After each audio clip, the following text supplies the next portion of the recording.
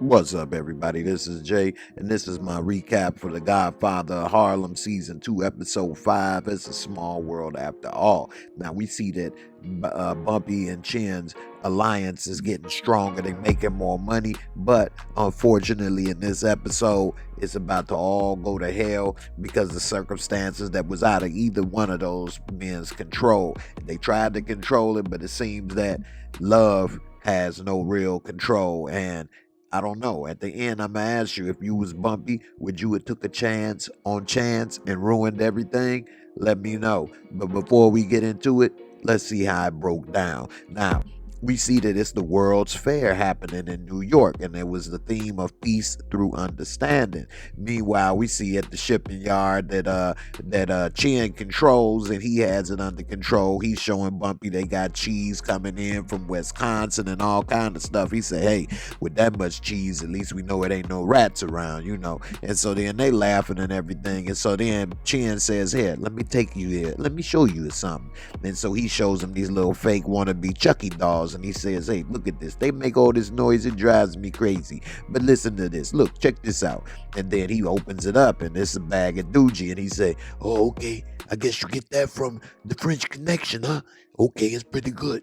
Meanwhile, we see Chance, and that's Bumpy's right-hand man. He come in with the leather vest. He feeling good, looking good, and then one of the guineas say, what are you thinking? You looking all good? Well, you clean up nice. Hey, fuck you, okay?" Meanwhile, he go up. He say, "What's his problem?" He say, "He just don't like guineas." Meanwhile, he go upstairs to go and see one of his little ladies, and next thing you know, he talking to old sweet Georgia Brown over there looking good. And he like, "Hey, baby, we ain't never finished where we started." She like, "Chance, we been there already down that road." He's like, "Yeah, but I ain't never left." Then before they knew it, one of the ladies come out with a little busted nose, busted lip, and she all shook up. She say one of the Johns back there then punched her in the face. And so she's telling Chance lady about what happened, and Chance is getting pissed. And then it's one of the guineas, and he like, "Hey, bring your ass back here." And so they try to stand up to him. He pushed him on the couch. He say, "Hey, hands off, motherfucker." And he pull out a knife like, "What you talking to, huh? You no gooder." And so next thing you know, he said he'd cut them both. Chance pulled out the pistol, aired him out like dirty draws on a Sunday afternoon. Before he knew it, he was taking two to the chest, and the ladies was shocked. Chance walked up real close and finished dude off like he was nothing. And that was a little bit of, hate that he had for the guineas anyway. He didn't like working with him. Meanwhile, we see Powell, and he's working and talking, having a drink with the president. And so he's saying, "Hey, look here, we need to get this legislation passed." He said, "Hey, I agree with you." He said, "This man is filibuster and everything, McCarran." He said, "Well, look, we both know the tricks of the trade, and I don't care what you do, but you got my protection. I want to make sure you go ahead and get McCarran to go on board with then drop the filibuster so we can get this civil rights bill passed. I got your support. I believe in you." Meanwhile, we see that they carrying out the body of the dead mobster, and Bumpy is talking with Chin, and he like, "This ain't good." "I know. I told him, but he pulled the knife on my guy when he smacked up the girl." He say, "So what I'm supposed to tell his family?" He had a family. "Tell him that he was no good and he beat on women and he pulled out the knife." They say, "Yeah, well, my men are going to want blood. Hey, make your man go out of town for a while." "How long?" "Forever." Meanwhile, we see sweet Georgia Brown sitting there sleeping, and next thing you know, she get a knock at the door, so she grab her revolver, go to the door, ready to pop something off if it wasn't acting right. And she opened the door. It's no one other than Chance, and he's sitting there with them little puppy dog eyes, and he want to come on in. He say, "Hey, baby, I can't leave without coming to see you." She say, "Chance, why'd you kill him? You didn't have to kill him. Could at least shot him in the leg." He's like, "But he put his hands on you." She's like, I know how to take care of myself, Chance. I didn't have to do that." "I know, baby, but them damn guineas, they ain't got no right being in there, no way." She said, "Yeah, but now you got to get out of town." And he said, "Yeah, I know, but I couldn't leave without seeing you." She like, "So what, you want some pity coochie?" He like, "No, it ain't like that. You know I always cared about you, girl. I can't leave without seeing you. Hey, who knows, man? I might not leave. I might stay. Bumpy gave me the order. She like, but it's dangerous, Chance. You may not want to be here. Next thing you know, they get a little smooching going on. Meanwhile, we see Margaret, and she's sitting there doing her homework, and she talking with Elise, and she was talking about how much she loved her mama and how much she cared for her mama. And Elise was like, well, what about your daddy? You love your daddy too? She's like, not as much as my mama. She said, well, what about me? She say, it's a tie. I love you as much as my mama. And so that made her feel good because, deep down, she knows she the mama. Meanwhile, we see Congressman Powell, and he at the office, and now he got Congressman McCarran in there. And so they talking, and he's saying, hey, what's up with this filibuster? We need you to drop it. And he said, hey, look, I'm here to represent my people, and they don't want no integration. He said, yeah, but this isn't right. We used to be friends. He said, come on, we still are friends. We can't let nothing like this get in the way. He said, look, I need you to drop this filibuster, but in the meantime, how about you come on over and have a drink and chill at the Geechee? He's like, ooh, they got beautiful women. He say, the blacker the berry, the sweeter the juice. Meanwhile, we see back at Chin's that one of his boys is telling him that, hey, this ain't right. We can't find this Negro nowhere. We've been looking all over for the Negro, and we can't find him. He said, well, he went out of town. Well, just leave it alone. He like, leave it alone? What do you mean? He killed the guy, Carmine. He said, yeah, and Carmine's a fool. He pulled out a knife. Would you have pulled out a knife in that whole house, huh? Would you? That's what I thought. Now, Carmine was a dumbass. We need to leave it alone. And he said, hey, look, boss, that ain't right. You need your consigliere here. Where's Benny? Huh? Benny would have handled this. And so he's like, get out of here. And so then he's telling Ernie. Ernie tried to calm him down. Hey, don't listen to him, boss. He said, no, he's right. Benny's dead, okay? He's been gone for weeks. Nobody's heard of him. Hey, I got a job for you. Go ahead and find out who had Benny killed, what happened to him, and I want their head, okay?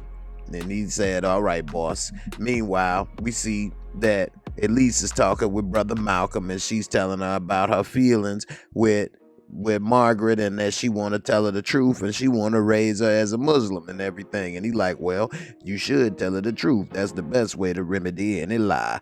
Did you talk to Bumpy and Mamie about this? She said, no, they probably disown me.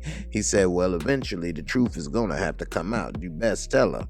Meanwhile, we see back at Congressman Powell's office that we got Mamie there and his lawyer. And so while he talking, he said, I'd like to talk with Mamie alone. And so he tell his little lawyer, Mr. Morehouse, looking over here, that he need to step out. He like, well, as your lawyer, I need to stay. He said, well, if you stay, I will have to fire you. Now, I'd appreciate it if I could talk with Miss Johnson alone, please. And so Morehouse leave. And so he say, Miss Johnson, I have a proposal. We have Senator McCarran over here, and we want to make sure that we get him to go on board and drop the filibuster. And I know that your husband's club, the Geechee, has ladies there. And she like, well, shouldn't you talk to my husband? And he said, well, I want to, have the ladies help McCarran change his mind. And she say, a honey trap. This ain't right. He say, well, this is the option we have, and it's backed by the president. Meanwhile, we see that Ernie is over here talking with Stella, and he's telling her that her dad want him to find who killed Benny. And she said, okay, well, do you know anybody who may have did it? He said, I don't know anybody in any other gangs except for my cousin.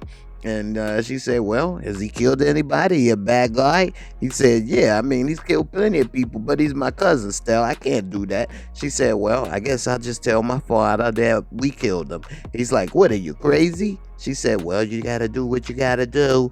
Meanwhile, we see Bumpy coming on home, and all of a sudden, he see a sweet Georgia Brown sitting in his living room. So he's like, what is this going on? And she said, Bumpy, we need to talk. Chance didn't leave town. He's been staying with her. And he said, oh, what? I gave him an order to leave. She said, well, Bumpy, what is it more important, your business with Chin or Chance?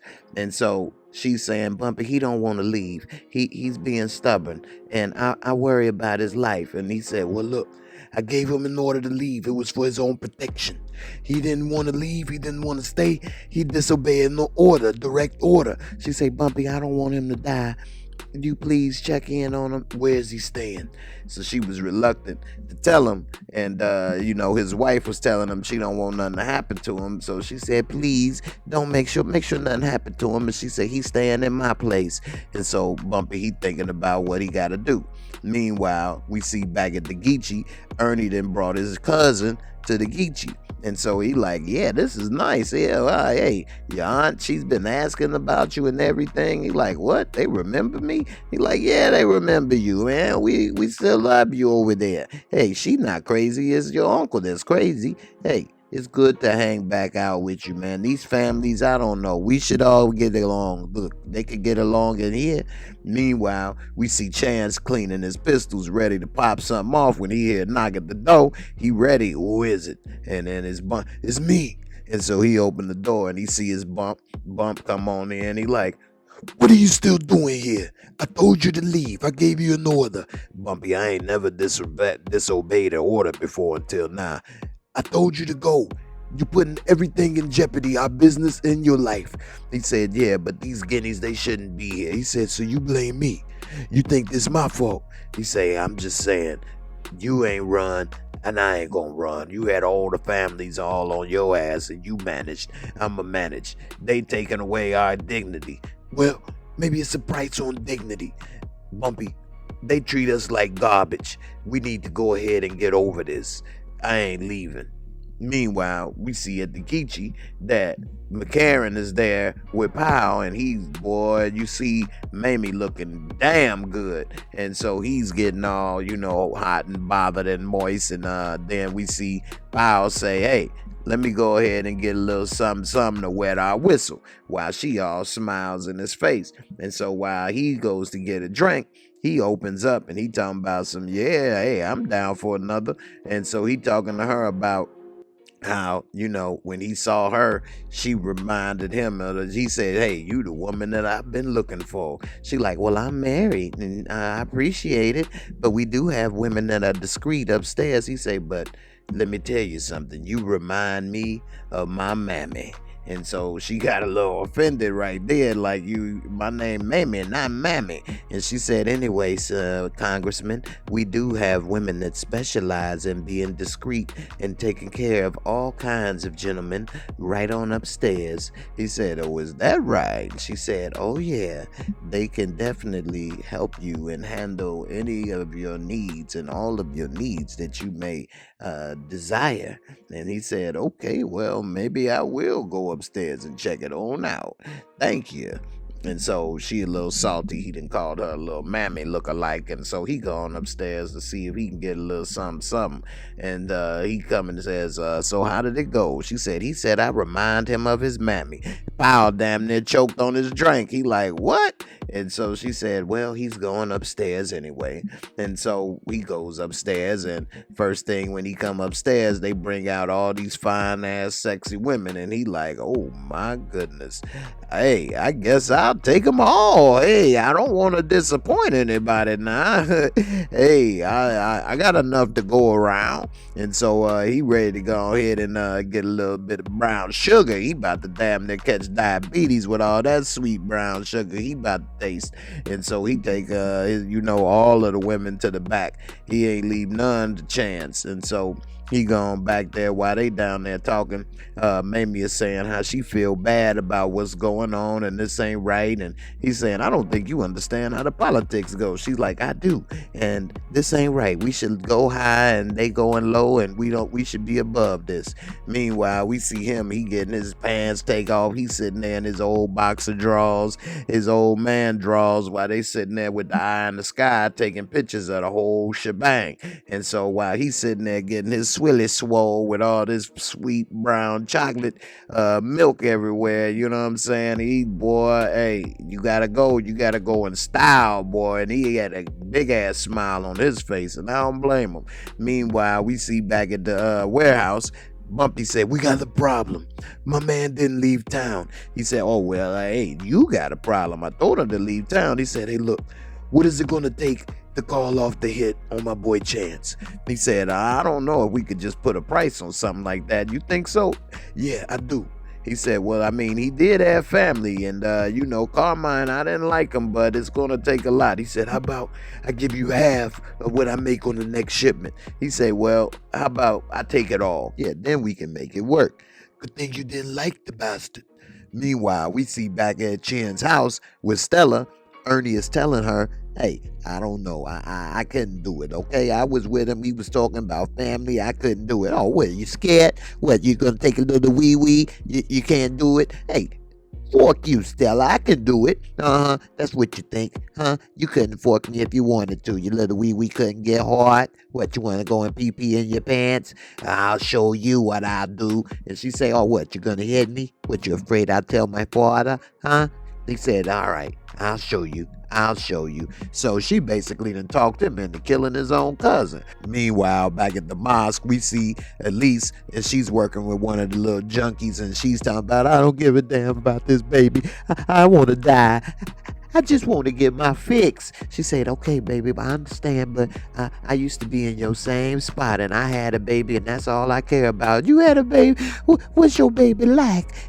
How you do it? She said, well, she's funny, and I love her, and I used to not care about nothing. Now I care too much. She said, I don't know if I can do it, girl. I don't think I can do it. She said, you can do it, sis. And so she basically talking little Pookie into being cool and caring about her baby and keeping it together. Meanwhile, we see little sweet Georgia Brown coming up out the Geechee, and then she gets scooped up by the Guineas, by the mob, and they throw her in the back of a little van and take her away. So now she done been kidnapped because they can't get their hands on Chance. Meanwhile, we see that Congressman Powell is showing Mamie the pictures of Congressman McCarran with all the little brown sugar, and she ain't trying to see it. He like, woohoo, I'm surprised he didn't have a heart attack. She say, I don't think this is right. I feel bad about this. He said, well, Mamie, you gotta keep in mind, we are fighting a battle for civil rights. She says, yeah, but I just feel real hypocritical about doing this. He said, well, we are dealing with hypocrites. She say, yeah, but we should be better than that. We don't have to stoop to their level. And he's all a little shook up because she's right. Meanwhile, we see back at the club, Chin and his crew, Bumpy, walk in. We need to talk. And so he come back, Chin bring him back. He said, hey, hold on, come back here. You said that you had your man out of town. Yeah, but I paid you the money. You said you take care of it. Now they kidnapped her. He say, hey, I gave you your chance. He's still alive, walking around. This ain't right. We got to make this right. You got to talk to your men. They say, hey, look who's talking, huh? You and your men, they didn't do what they were supposed to do. Now it's on me. Hey, this could put the whole partnership in jeopardy. Meanwhile, we see back at his house that Mamie is sitting there with Margaret, and they watching the president speak. And then all of a sudden, here come Elise at the door, and she said, Mamie, we need to talk. And she said, okay. And then before they can start to talk, she goes over and sits down with Margaret. And Margaret gave her a hug, and so she kind of got sidetracked with the talk. Meanwhile, we see Ernie, and he going to pick up his cousin, and his cousin get in the car, and he all happy to see him, talking about, let's go on back to the Geechee again. And so Ernie looking around, he like, what is it? He said, I don't know, what is that behind us? And then he looked behind him, and right when he do, he throw a little rope around his neck to choke him out, and he end up killing his own cousin in order to save his ass and Stella's ass. Meanwhile, back at Clayton Powell's office, we see Congressman McCarran come through, and he was talking about, so what is this important piece of legislation you got to show me? And he hand him the pictures, and then he show her the pictures. He look, and he see that they got him laid up with all that brown sugar. He said, oh, okay, seems you got me by the short and curlies, huh? And so Powell, he looking a little guilty and feeling bad about it now. Meanwhile, we see Bumpy and Chance rolling up, and he said, how you know we can trust them right there, the Guineas, man? He said, well, you never really can trust them, but let me do all the talking. I'll make sure we come out and do everything right. Listen to me. And so meanwhile, while they were watching TV back at home, Mamie asked, Elise, well, what is it you want to talk about? And she looked at Margaret a little bit, and then she say, Never mind, we'll talk later. And so made me realizing that it's a little something to do with Margaret, probably. Meanwhile, McCarran, he pissed. He like, okay, so I guess I'll stand down on the filibuster. And then he snatched the photos out of his hand and tear them up. And Congressman was surprised. He said, you know what? To hell with you and your filibuster. We will get these legislation passed regardless of whether you support it or not. And he basically was saying, look, the side of right will always win. We don't need to stoop to these level and tactics. Meanwhile, we see Bump and Chance pull up and they get to the spot and then they bring out a little sweet brown sugar. And so they like, send them over. And they say, no, send the girl first. And so Chance, he like, hold on, baby girl, I'll be there. And she like, Chance. And so next thing you know, they like, all right, send them over. And so one of his men, Chin's men, put her on the knees and like, all right, enough of this. Send them over now or else she gets it. And so he gets pissed. He like, no. And so he pull out the gun, starts shooting. Everybody starts shooting. She gets up, runs, and while she's running, being scared of what's going on, one of the guys shoots her in the back, goes right through her, kills her damn near instantly. And so now Chance really pissed. He goes and falls over his girl. Baby, no. And Bumpy, he pulls out the strap, starts shooting. And Bump, boy, he gets surgical with that piece, boy. He start taking them out like it ain't no tomorrow. And next thing you know, it's just an all-in-out gun battle. And so Chin, he never fired a shot, though. And so Bumpy, he take out Chin's men. 3 of his men get killed. And Chin's sitting there. And Bumpy and Chin is left there while Chance is covering up his boo. And next thing you know, Chin is pissed. He like, damn it, Johnson. What the hell? What the hell? But Bumpy ain't killed Chin. I mean, Chin a made man. He can't do that. Plus, they still trying to honor the partnership. But this definitely complicate things and messed up they arrangement. And who knows if they gonna be able to keep that arrangement now that 3 more of his men are dead. And Chance still alive, even though they killed his woman.